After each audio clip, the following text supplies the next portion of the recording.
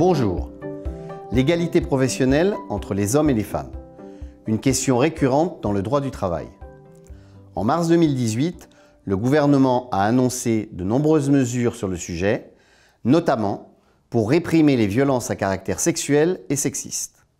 C'est un véritable enjeu sociétal auquel l'entreprise doit aussi prendre part via des actions à la fois en amont pour favoriser l'égalité professionnelle et en aval en traitant les violences à caractère sexuel et sexiste. L'entreprise, sur ces sujets, a des obligations d'information, de consultation et de négociation. L'employeur doit tout d'abord centraliser toutes les informations au sein de la base de données économiques et sociales, la BDES. Grâce à cela, il peut effectuer un suivi des indicateurs et donc informer et consulter le Comité social et économique, le CSE, afin de négocier un accord égalité professionnelle et qualité de vie au travail. À défaut d'accord ou d'un plan d'action, l'entreprise s'expose à une pénalité de 1% de la masse salariale.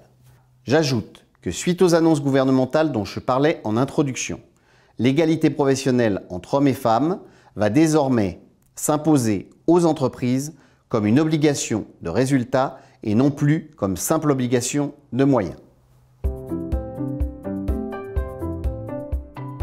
Qu'appelle-t-on violence ? Il peut s'agir par exemple d'une discrimination directe à l'embauche ou encore de harcèlement sexuel ou enfin d'un agissement sexiste créé et défini par la loi de 2015. Face à de telles violences, l'employeur doit agir à 3 niveaux. Par la prévention tout d'abord, en identifiant les situations à risque pour mieux les prévenir. Si malgré cela, des violences ont eu lieu, l'employeur doit poser un diagnostic. En clair, comprendre pourquoi cela est arrivé. Troisième étape, agir. Agir vis-à-vis de la victime, mais aussi de l'auteur du trouble.